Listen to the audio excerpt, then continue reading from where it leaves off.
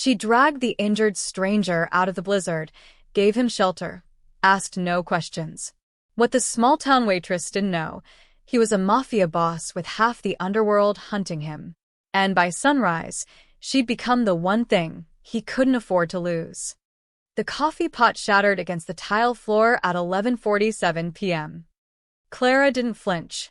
She'd been a waitress at the Highway 29 diner long enough to know that broken things were just part of the job. What made her look up wasn't the noise, it was the absolute silence that followed it. The wind had stopped howling. She grabbed the mop from the storage closet and glanced through the frost-covered window. The snowstorm had been raging for 3 hours straight, the kind of Montana blizzard that buried cars and swallowed roads whole. Now, everything outside looked frozen in time. White. Still. Dead. That's when she saw the car. A black Mercedes, expensive-looking even under a blanket of snow, sat crooked on the shoulder of the highway. Its driver's door hung open like a broken wing. No headlights. No movement. Clara's first instinct was to ignore it. People abandoned cars in storms all the time. They called for help and waited somewhere warm. But something about the open door bothered her. Nobody left a car like that unless they were in a hurry. Or in trouble. She pulled on her coat and stepped outside. The cold hit her like a fist. Her breath crystallized instantly, and snow crunched under her boots as she made her way toward the Mercedes. The wind picked up again, pushing against her back, as if urging her forward. "Hello," she called out. "Anyone there?" Nothing. She was about to turn back when she spotted him. A dark shape crumpled against the guardrail about 20 feet past the car. A man. Face down in the snow. Clara ran. "Hey. Sir, can you hear me?" She dropped to her knees beside him and grabbed his shoulder. The man groaned, alive, thank God, and rolled onto his back. Even in the dim light from the diner, she could see blood on his temple, a dark streak running down the side of his face. But what struck her wasn't the blood. It was his clothes. A charcoal suit, perfectly tailored. A white shirt that probably cost more than her monthly rent. Italian leather shoes that had no business being on a Montana highway in the middle of a blizzard. He looked like he'd just walked out of a Manhattan boardroom and gotten lost somewhere along the way. "Sir, we need to get you inside," Clara said, trying to pull him up. He was heavy, solid muscle under that expensive suit. His eyes opened. Dark. Sharp. Even half frozen and bleeding, there was something dangerous in his gaze. "Who are you?" His voice was rough, guarded. "I work at the diner. You're hurt. Can you stand?" He studied her for a long moment, like he was calculating whether to trust her. Then he nodded once and pushed himself up with a grunt. Clara got under his arm and half-dragged, half-carried him back toward the diner. Inside, the warmth hit them both. She guided him to a booth near the back, away from the windows, and grabbed the first aid kit from behind the counter. "What happened out there?" she asked, dampening a clean towel. "Accident," he said flatly. "That cut on your head doesn't look like an accident." His jaw tightened. "You always ask this many questions. You always dodge them." Something flickered in his eyes, amusement, maybe, or respect. He leaned back and let her clean the wound. It wasn't deep, just a graze, but it was fresh. Less than an hour old.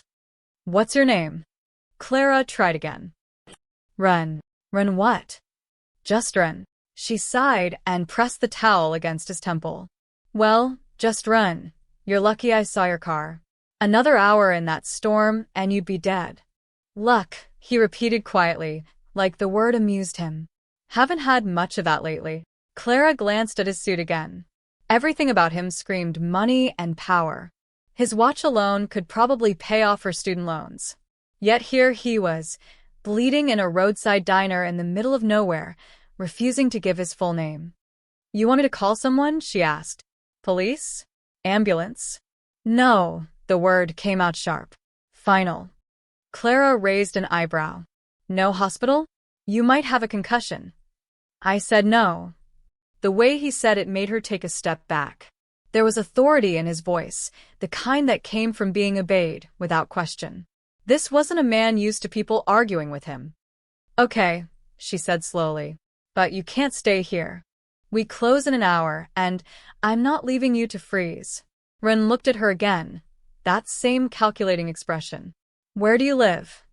About 10 miles north. Small cabin. It's not much, but it's warm. Take me there. It wasn't a request. Clara should have said no. Every instinct told her this man was dangerous, that helping him was a mistake. But there was something else, too, something in his eyes that looked almost Human. vulnerable, even if just for a second. And she'd always been too kind for her own good. Fine, she said. But if you bleed on my couch, you're buying me a new one. The corner of his mouth twitched. Almost a smile.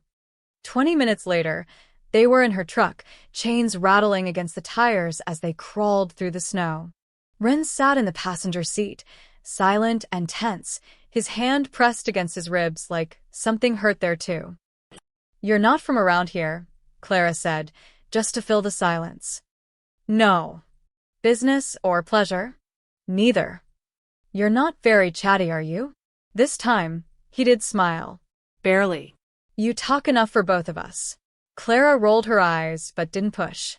They drove in silence the rest of the way. When they finally reached her cabin, a small, weathered structure surrounded by pine trees, Ren looked at it like he was memorizing every detail. Calculating exits, probably. Assessing threats. Who is this guy?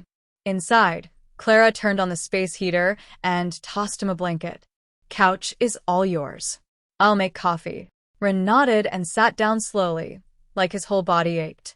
For a moment, he just stared at the fire crackling in the wood stove, his expression unreadable.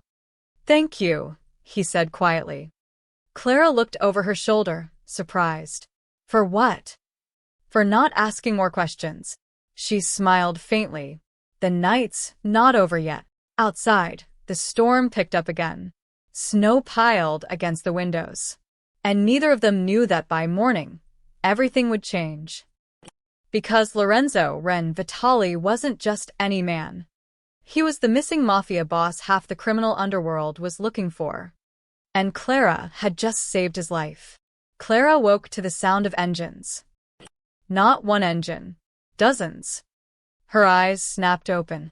For a moment she lay still listening. The rumble was deep, synchronized, like a military convoy rolling through her quiet stretch of woods. She threw off the blanket and stumbled to the window. What she saw made her heart stop. Cars. Everywhere. Black Mercedes. Escalades. Range Rovers. They lined the snow-covered road leading to her cabin like a funeral procession, stretching as far as she could see through the trees. Men in dark suits stood beside each vehicle, their breath fogging in the morning air. Some spoke into radios. Others scanned the tree line with the alertness of soldiers. Clara's mouth went dry. What the hell is happening? She pulled on her jeans and rushed into the living room. The couch was empty. The blanket she'd given Ren last night was folded neatly on the armrest, military precise.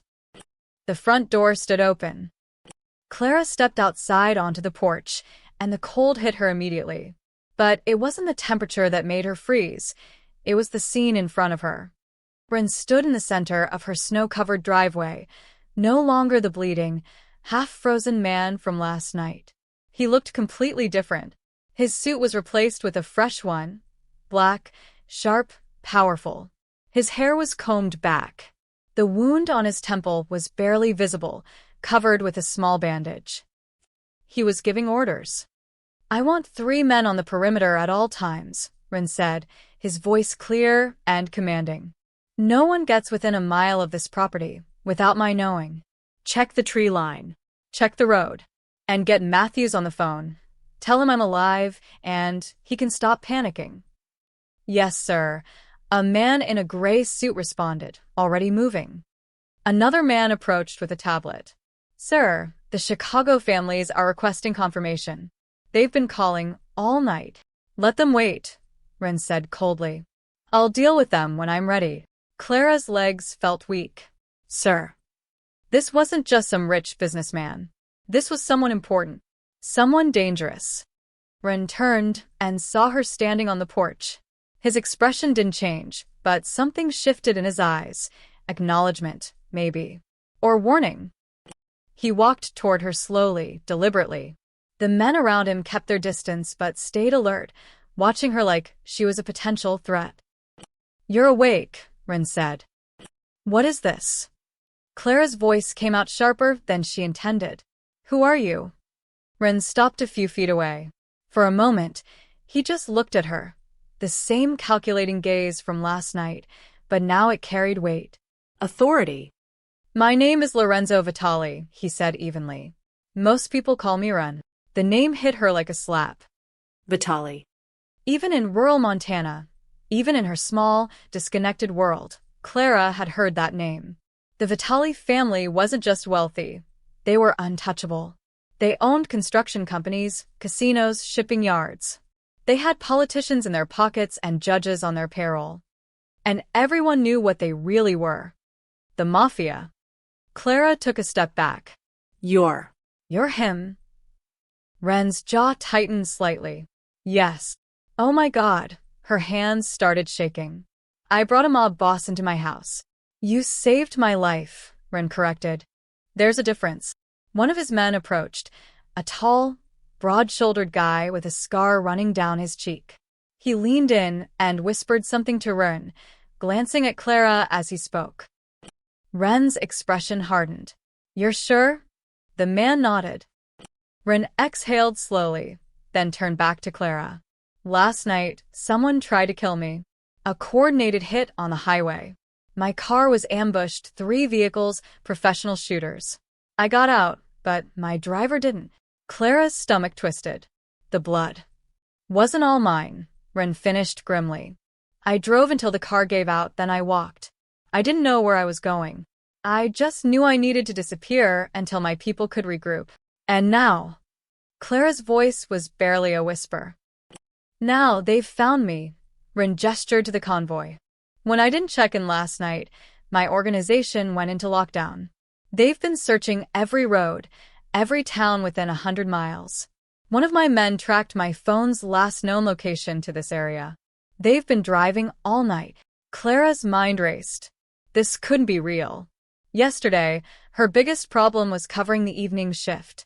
Now she was standing in front of a mafia boss surrounded by what looked like a small army. "How many cars?" she asked, almost afraid of the answer. 234, Ren said. "Everyone who's loyal. Everyone who matters." 234. Clara felt dizzy. Another man approached, older, silver-haired, wearing glasses and an expression that suggested he was used to cleaning up other people's messes. "Sir, we need to move you to the compound. It's not safe here." "I know, Vincent," Ren said. Then he looked at Clara again. "You need to come with us." What? No. "I'm not." "It's not optional," Ren interrupted, his tone firm but not unkind. "Someone tried to kill me last night. If they find out you helped me, you become a target. Until we figure out who's behind this, you're safer under my protection." "I don't want your protection," Clara shot back. "I want my normal life back." Ren's expression softened, just barely. "I'm afraid that's not possible anymore. The moment you opened that door last night, everything changed." Clara wanted to argue, to scream, to run. But she looked at the men surrounding her property, at the cars lined up like dominoes, and she knew he was right. She'd stepped into something bigger than herself. Something she couldn't walk away from. "Fine," she said quietly. "But I want answers. Real ones." Ren nodded once. "You'll get them." He turned to his men. "Get her things. We leave in 5 minutes." As Clara walked back inside to grab her coat, her hands still shaking, she caught a glimpse of Ren through the window. He stood in the snow, surrounded by his soldiers, looking every bit the king of an empire she'd only heard about in whispers. And for some reason, despite everything, she didn't feel afraid of him. She felt afraid of what came next. The drive to Ren's compound took 40 minutes. Clara sat in the back of a Mercedes, flanked by two silent men who looked like they could snap her in half without breaking a sweat. Ren rode in the vehicle ahead, barely visible through the tinted windows. She stared out at the passing landscape, mountains giving way to valleys, snow-covered fields turning into suburbs, then finally the outskirts of Billings. They weren't heading into the city, though. Instead, the convoy turned down a private road marked only by a small stone pillar. No signs, no names, just money and secrecy. When they finally stopped, Clara found herself staring at what could only be described as a fortress disguised as a mansion. High walls, security cameras, guards at every entrance. The main house was 3 stories of stone and glass, surrounded by smaller buildings that probably served purposes she didn't want to know about. Out, one of her escorts said. Clara climbed out of the car and immediately felt a dozen eyes on her. Ren's men watched from every direction, their expressions unreadable. She wasn't sure if she was a guest or a prisoner. Maybe both. Ren emerged from his vehicle and spoke briefly with a silver-haired man, Vincent, before gesturing for Clara to follow him inside. They entered through massive oak doors into a foyer that looked like something out of a European palace. Marble floors, crystal chandeliers, artwork that probably cost more than her entire cabin. This way, Ren said, leading her down a hallway. They'd barely made it 10 feet when a younger man, mid-30s, sharp-eyed, with a build of a boxer, stepped into their path. "Boss, we need to talk," he said, his tone urgent. Ren stopped. "Not now, Marcus." "It's about her," Marcus nodded toward Clara. Ren's expression darkened. "My office." 5 minutes. Marcus hesitated, then walked away. But not before shooting Clara a look that made her skin crawl, suspicion mixed with something else. Anger, maybe. "What was that about?" Clara asked. "Nothing you need to worry about," Ren said, but his jaw was tight. He led her to a sitting room off the main hallway, comfortable but clearly designed for guests who weren't quite trusted yet. "Wait here. Someone will bring you food." "Run." "Wait here," he repeated, then left, closing the door behind him. Clara sank into an armchair, her mind spinning. Everything about this felt wrong. She shouldn't be here. She should be at home, getting ready for her next shift, worrying about normal things like bills and whether her truck would start in the cold. Instead, she was trapped in a mobster's mansion. 15 minutes later, the door opened. But it wasn't food. It was Ren, followed by Marcus and 2 other men she didn't recognize. Ren's expression was unreadable. "Tell me your full name." Clara blinked. "What? Your full name?" Clara Dawson." Why? The room went silent. Marcus stepped forward, his face hard. "Dawson. As in Michael Dawson?" Clara's blood ran cold. "How do you know my brother?" "Because he owes us money," Marcus said, his voice sharp. "A lot of money. $230,000, to be exact. Gambling debts he ran up at our casino in Vegas 6 months ago. He disappeared before we could collect." Clara's stomach dropped. "I don't know anything about that." "Convenient," Marcus shot back. "Your brother owes us a fortune, vanishes without a trace, and then you just happen to find the boss on the side of the road? In the middle of a snowstorm? In the middle of nowhere?" "It wasn't like that, wasn't it?" Marcus moved closer. "Maybe your brother set this up. Maybe you were the bait. Help the boss, gain his trust, get close enough to finish the job." "That's insane." Clara stood up, her hands shaking. "I didn't even know who he was until this morning." "She's right." Everyone turned to Ren. He stood near the window, arms crossed, watching Clara with that same calculating expression. But there was something else there now, something that looked almost like curiosity. "If she wanted me dead, I'd already be dead," Ren said calmly. "She had plenty of opportunities last night. I was unarmed, injured, alone. She could have slit my throat while I slept. She didn't." "Boss, her brother, has nothing to do with this," Ren interrupted. "I don't believe in coincidences, Marcus, but I also don't believe in wasting time on bad theories. She helped me because she's exactly what she appears to be, a civilian who made a choice. Marcus didn't look convinced, but he backed off. Ren turned to Clara. When's the last time you spoke to your brother? Clara swallowed hard. 2 years ago. We had a fight. He wanted money, I didn't have it. He called me selfish and left. I haven't heard from him since. Do you know where he is? No.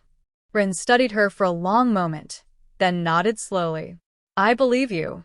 He turned to Marcus. Find Michael Dawson. Quietly. I want to know where he is, what he's been doing, and who he's been talking to. If he's involved in the ambush, we'll deal with him.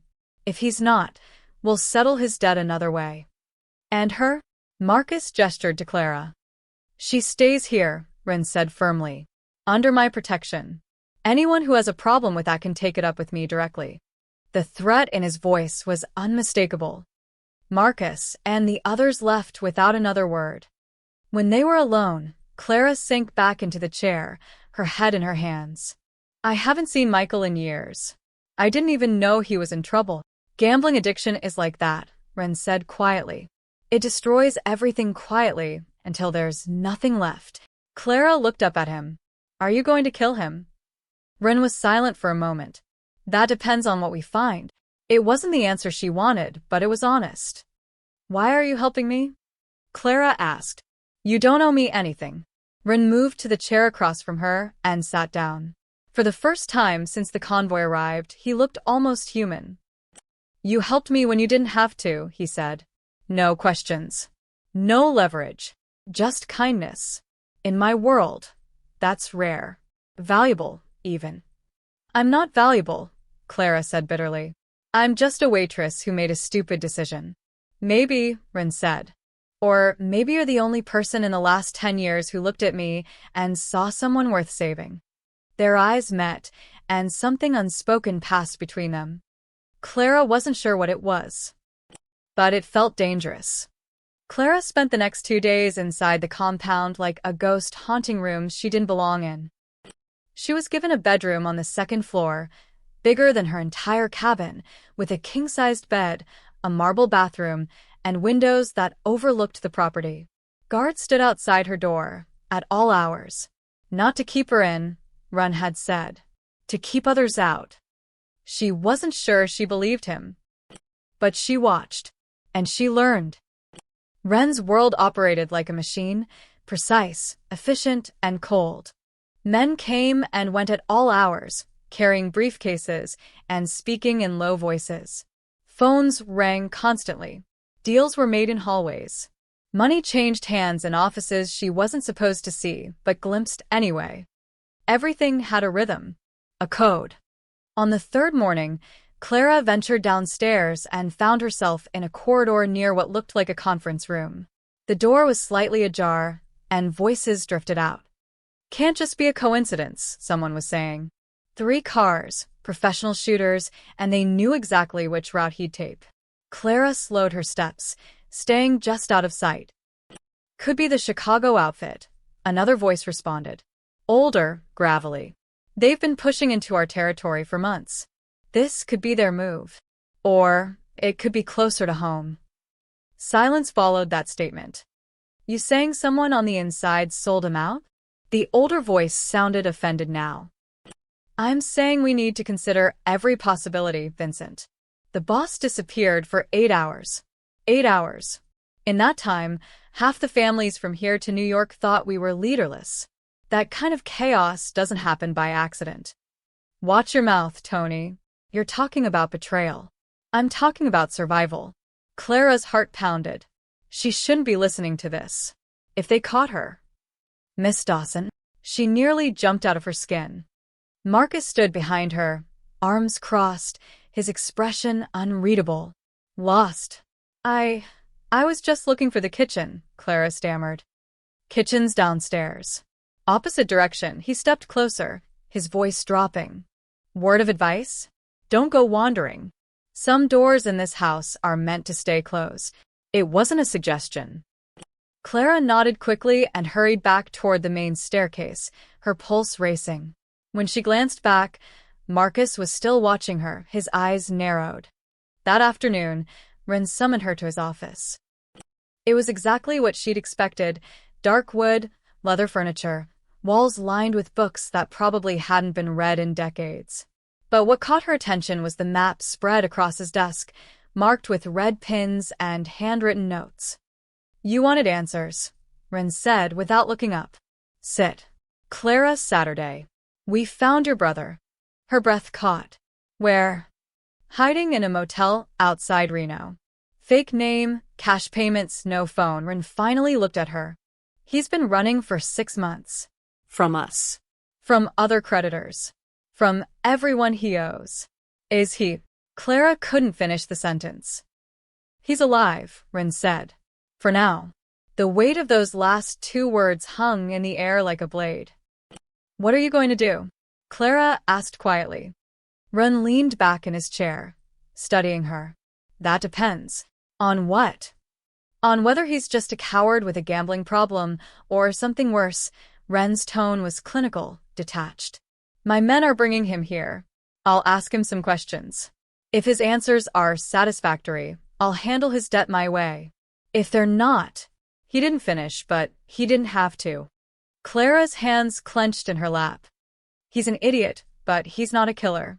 Whatever trouble he's in, it's because he's weak, not because he's evil."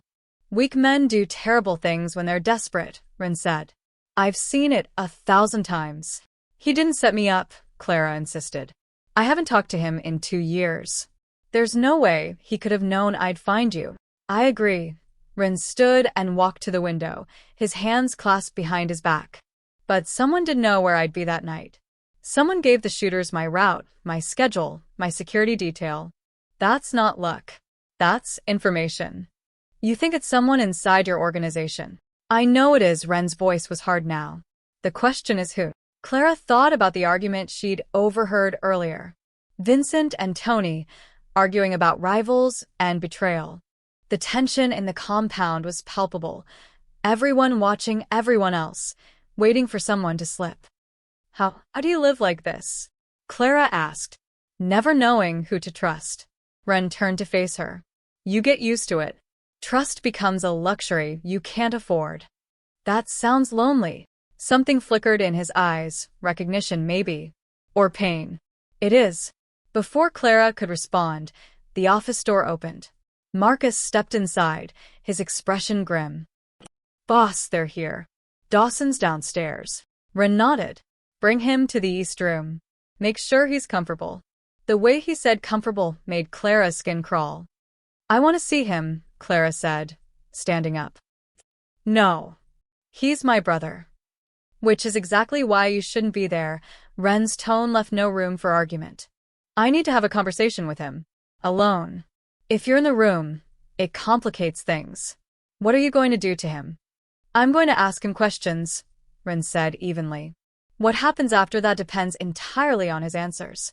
Clara wanted to argue, to demand to see Michael, but she could see in Ren's eyes that it wouldn't matter. He'd already made his decision. "Please," she said quietly. "Don't hurt him." Ren walked to the door, pausing beside her. "You saved my life, Clara.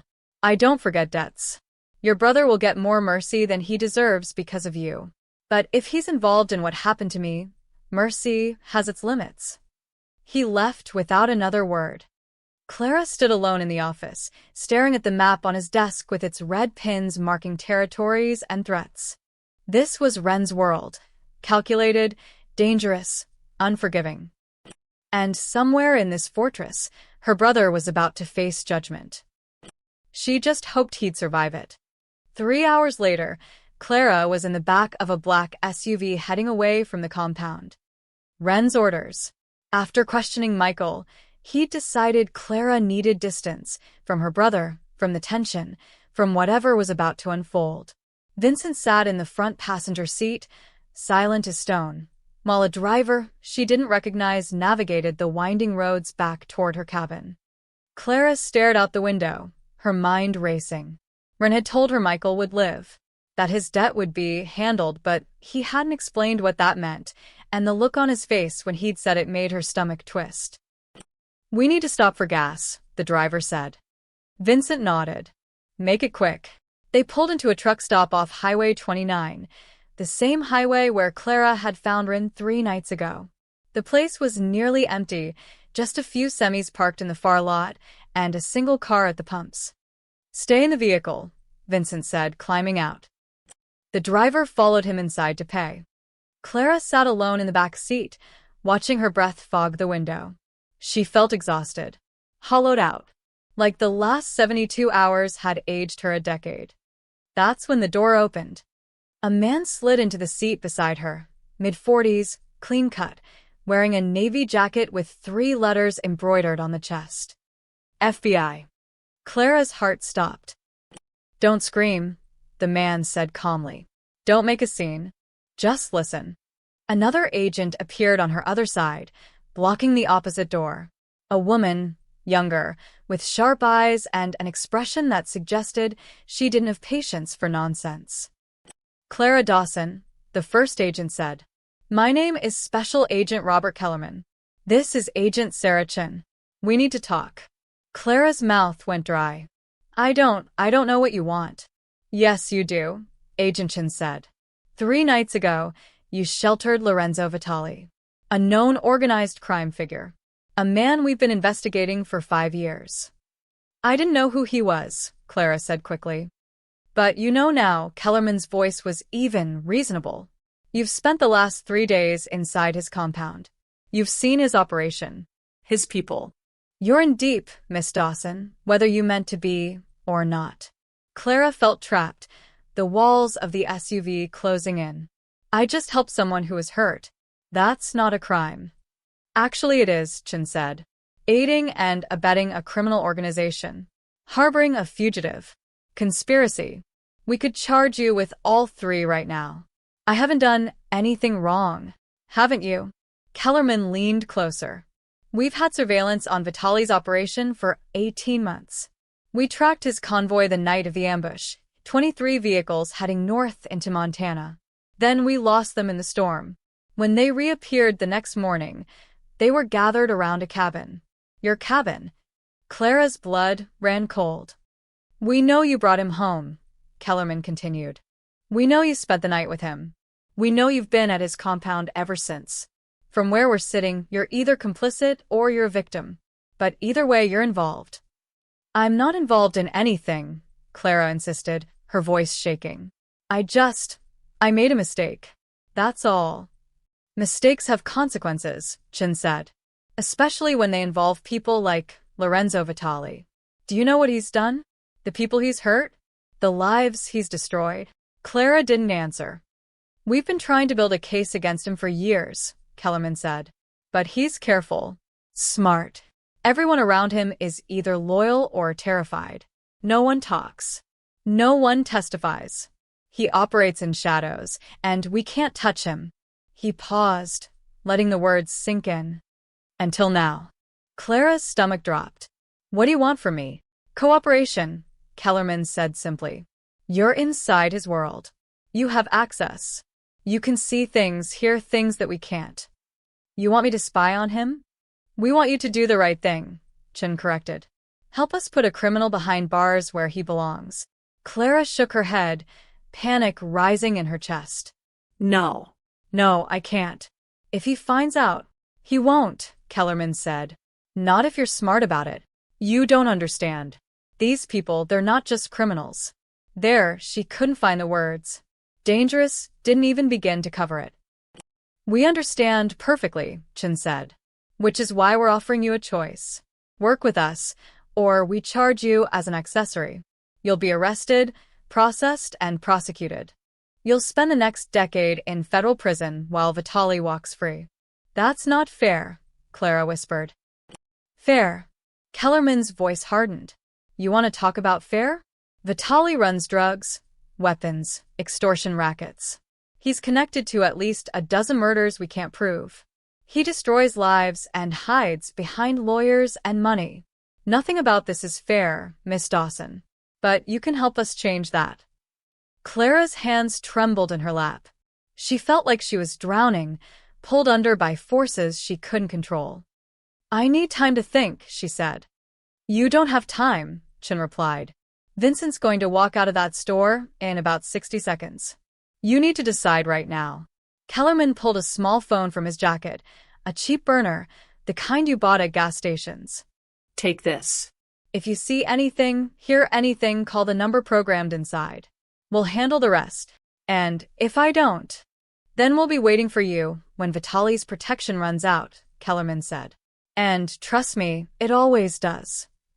He pressed the phone into her hand just as the SUV's front doors opened. Vincent climbed back into the passenger seat, followed by the driver. The two FBI agents were gone, vanished like ghosts. Clara shoved the phone deep into her coat pocket, her heart hammering so hard she was sure Vincent could hear it. Everything okay? Vincent asked, glancing back at her. Clara forced herself to nod. Fine. Just tired. Vincent studied her for a moment, then turned back around. As the SUV pulled back onto the highway, Clara stared out the window, the weight of the burner phone burning against her ribs like a brand. She was caught now. Trapped between Wren's world and the law. And she had no idea which side would destroy her first. 2 days passed before Wren reached out again. Clara had been back at her cabin, trying to return to something resembling normal life. But normal was gone. She jumped at every sound. The burner phone sat hidden in her dresser drawer like a coiled snake, and used, but impossible to ignore. When Wren's driver arrived at her door that evening, she almost didn't answer. Mr. Vitali requests your presence for dinner, the driver said formally. He says it's important. Clara wanted to refuse. But the look in the driver's eyes told her this wasn't really a request. An hour later, she was back at the compound. The dining room was smaller than she'd expected, intimate even. A long mahogany table set for two, candles flickering in silver holders. Wren stood by the window, dressed in a dark shirt and slacks, looking less like a mob boss and more like a man trying to be normal. Thank you for coming, he said. Did I have a choice? Clara asked, sharper than she intended. Wren's mouth twitched. No. But I appreciate the illusion of civility. Despite herself, Clara almost smiled. Dinner was strange. Good food, careful conversation, both of them dancing around the real questions. Wren asked about her life before the storm. She asked about his childhood. Neither of them mentioned the FBI, or Michael, or the fact that someone had tried to kill him. They were halfway through the main course when Vincent entered. Sir, I need a word. Wren's expression darkened. Can it wait? Not really, Vincent's tone was clipped, almost dismissive. Something passed between them. Tension Clara couldn't quite read. Wren set down his fork and stood. Excuse me. Clara nodded, watching them leave. But instead of relaxing, she felt her instincts flare. Something was off. She waited 60 seconds, then quietly followed them into the hallway. She could hear their voices coming from a room down the corridor, Wren's office, probably. Don't have time for your suspicions, Vincent was saying. We have bigger problems. My suspicions have kept me alive this long, Wren shot back. You've been avoiding my questions for 3 days, Vincent. Where were you the night of the ambush? A pause. Too long. I was at the East Warehouse. Like I told you. Alone? With Marcus and Tony. Check with them. I did. Their stories match yours perfectly. Too perfectly. Clara's heart pounded. She pressed herself against the wall, barely breathing. You think I'd betray you? Vincent's voice turned cold. After 20 years? I think someone did, Wren said quietly. And I'm running out of people to trust. The conversation ended abruptly. Clara rushed back to the dining room, her mind racing. She'd just sat down when Wren returned, his expression unreadable. Everything okay? She asked. Fine, Wren lied. They finished dinner in heavy silence. An hour later, Clara found herself wandering the compound's hallways, restless. A guard had told her she was free to explore the main floor, everything else was off limits. She passed a half-open door and heard voices. Can't keep stalling, that was Vincent. Clara froze. The Chicago families are getting impatient, another voice said. Deeper, unfamiliar. They want confirmation that Vitali's weakened. That we can deliver. We will deliver, Vincent said. But we need to be smart. If Run suspects anything, then we move faster. A third voice interrupted. Tony, we have the votes. 3 capos, plus us. That's enough to take control. Clara's blood turned to ice. This was it. The betrayal Ren suspected. Her hand moved instinctively to her coat pocket. The burner phone. She pulled it out, hands shaking, and opened the recording app. She held it near the crack in the door, praying they wouldn't hear her breathing. Friday night, Vincent was saying. During the sit-down with the New York families. Security will be split. We make our move then. And Vitali? Handled. Clara's finger hovered over the stop button. She had enough. More than enough. But sending it to the FBI meant what? Run would be arrested along with the traitors. The entire organization would collapse. And she'd be complicit in bringing it all down. She stopped the recording and shoved the phone back into her pocket, unsent. She needed time to think. Clara hurried back toward the main staircase and walked straight into Marcus. Miss Dawson, he said, his eyes narrowing. You look like you've seen a ghost. I'm just tired, Clara said quickly. Long day. Marcus studied her for a beat too long, then stepped aside. The boss wants to see you. East Wing. Now. Clara's stomach dropped. The East Wing was quieter, darker. Marcus led her to a room at the end of the hall and opened the door. Inside, Ren stood with his back to her. And on his knees in the center of the room, bloodied and beaten, was Michael. Clara, her brother croaked, his face swollen. Clara rushed forward, but Marcus caught her arm. Let her go, Ren said quietly. Marcus released her. Clara dropped to her knees beside Michael, her hands hovering over his injuries. What did you do to him? I asked him questions, Ren said, turning to face her. He answered. Eventually. Michael looked up at her, tears mixing with blood. I'm sorry, Clara. I'm so sorry. He had nothing to do with the ambush, Ren continued. He's just a coward with a gambling problem who ran when he should have faced his debts. Clara's throat tightened. So what happens now? Ren walked closer, his expression unreadable. His debt is cleared. Because of you. But he's your problem now. Clara blinked. What? You saved my life, Ren said. That's worth $230,000. Maybe more. So your brother walks. But if I ever see him again, if he ever steps foot in my world again, I won't be this generous. Michael sobbed quietly. Clara looked up at Ren, searching his face. You're letting him go? I'm giving him to you, Ren corrected. What you do with him is your choice. Clara helped Michael to his feet, her mind spinning. This was mercy, brutal, conditional, but mercy nonetheless. Thank you, she whispered. Rens Eis mit Hirsch. Get him out of Montana. Tonight. And Clara? He stepped closer. Don't make me regret this. She nodded. 2 hours later, Clara watched Michael board a Greyhound bus to Seattle, his bag packed with cash Ren's men had given him, enough for a fresh start if he was smart enough to take it. I'll do better, Michael promised, his eyes red. I swear. You better, Clara said, because I can't save you again. The bus pulled away, and Clara stood alone in the parking lot, the weight of everything crushing down on her. She had a recording that could destroy Ren's empire. And she had no idea what to do with it. Clara didn't sleep that night. She sat in her cabin, the burner phone and her regular phone side by side on the kitchen table, staring at them like they were loaded guns.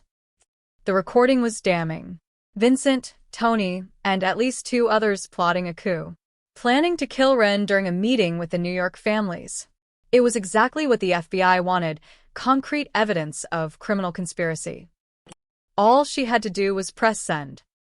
But every time her finger hovered over the button, she saw Ren's face. The way he'd spared Michael. The way he'd looked at her in the snow that first night. Vulnerable, human, real. The FBI saw a criminal. Clara saw something more complicated. At 2 a.m., she made her decision. She grabbed her keys and drove back to the compound. The guards recognized her now. They let her through without question, though one radioed ahead to announce her arrival. By the time she reached the main house, Ren was waiting in the foyer, dressed in dark pants and an unbuttoned shirt, looking like she'd woken him. "It's the middle of the night," he said, but there was no anger in his voice. Only concern. "What's wrong?" "I need to talk to you," Clara said. "Alone." Something in her tone made him nod immediately. He led her to his office and closed the door. "Say it," Ren said. Clara pulled out her phone and played the recording. Vincent's voice filled the room. "We have the votes. 3 capos, plus us. That's enough to take control." Then Tony. "Friday night, during the sit-down with the New York families. Security will be split. We make our move then." And finally Vincent again. "And Vitali?" "Handled." The recording ended.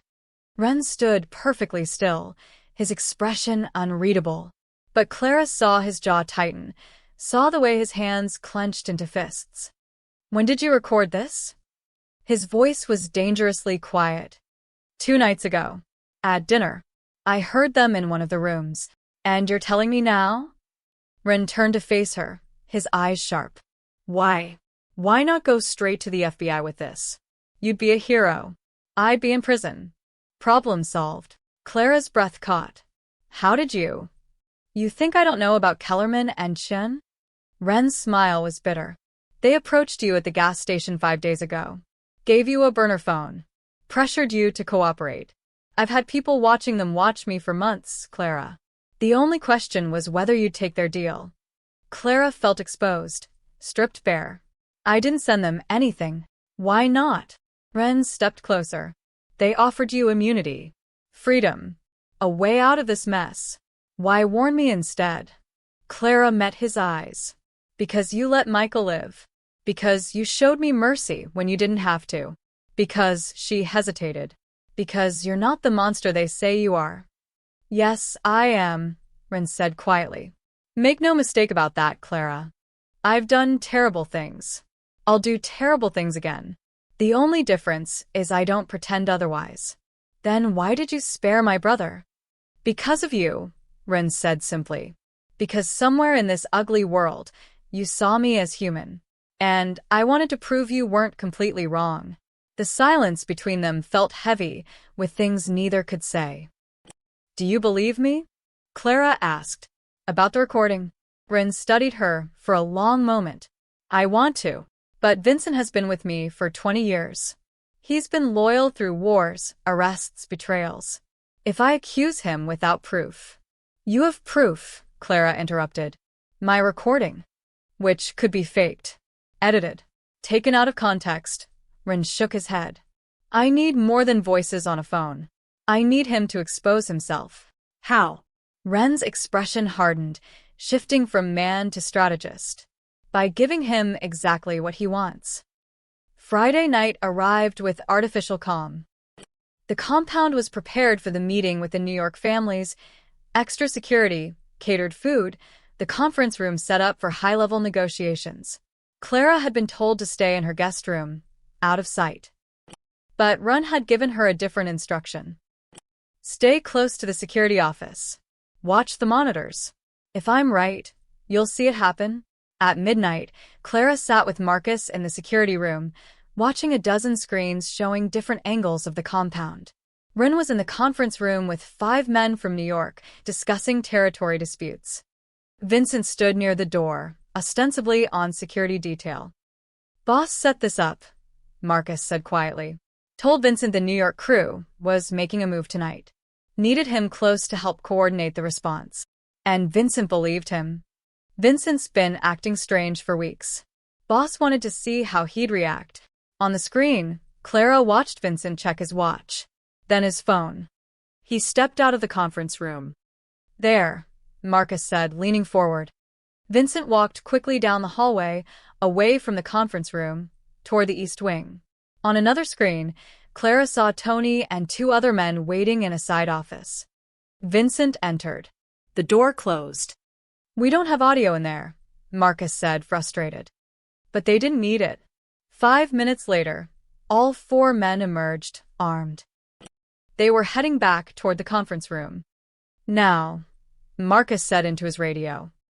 Every door in the compound locked simultaneously. Emergency lights flooded the hallways. And Ren's men appeared from everywhere, 12 guards surrounding the 4 traitors in seconds. Vincent froze, his gun still holstered, realizing too late he'd walked into a trap. On the screen, Clara watched Ren step out of the conference room, flanked by the New York representatives who were very clearly not there for territory disputes. They were there as witnesses. Ren said something to Vincent, too far away to hear, and Vincent's face went white. It was over in minutes. Vincent and the others were disarmed, restrained, taken away. Clara exhaled, her hands shaking.